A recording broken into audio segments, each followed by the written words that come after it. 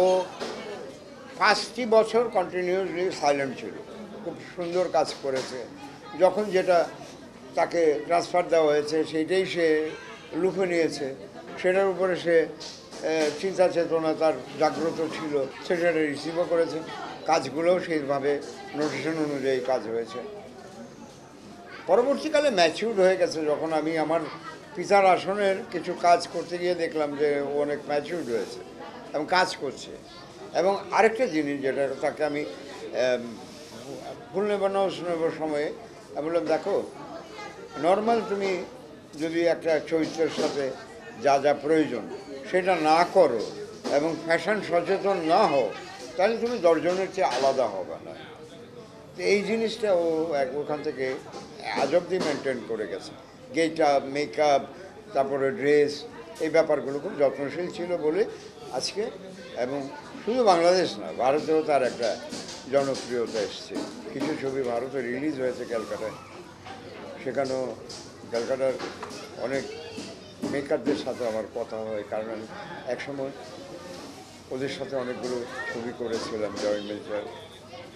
তো আমার ব্যাপারটা হচ্ছে যে নতুন শিল্পী আনলেই হবে না, নতুন শিল্পীকে আনতে যেরকম হবে পাশাপাশি তাকে তৈরি করে ক্যামেরার সামনে নিতে হবে। রাফি তো ভালো কাজ করে, রাফি পরীক্ষিত, এর আগেও কয়েকটা ভালো ছবি করেছে, ইদানিং 2-3টা ছবি করেছে, সবগুলো ছবি। এর শেষ ছবিটা এটা আমি অনেকের সাথেই শেয়ার করেছি। এই জায়গাটায় কেন যে স্ক্রিপ্টের কিছু প্রবলেম ছিল মনে হয়, কারণ ছবিটা অনেক আয়োজনের ছবি ছিল। আর বর্তমানে আরেকটা সমস্যা হয়েছে, অবশ্যই এটাকে মানে কীভাবে বন্ধ করা যায়, যে এই ছবিগুলো পাইরেসি হয়ে যাচ্ছে। এই পাইরেসি হয়ে গেলে তো আসলে সম্ভব না।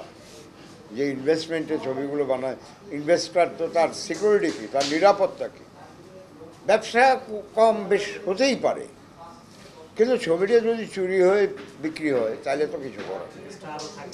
উনি তো আর এটা পাহারা দিয়ে ধরে রাখতে পারেন। এটার জন্য প্রোটেকশন দরকার।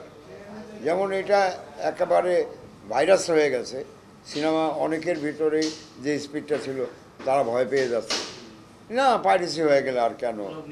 এমনিও আমরা বিভিন্ন জায়গায় বিভিন্ন আলোচনার মধ্যে অনেকে ইন্টারেস্টেড করানোর চেষ্টা করতেছি।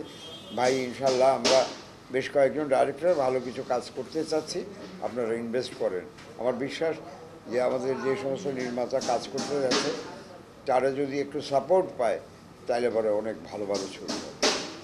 বাংলাতে 2টা শব্দ আছে, একটা হচ্ছে অনুকরণ আর একটা হচ্ছে স্বীকরণ।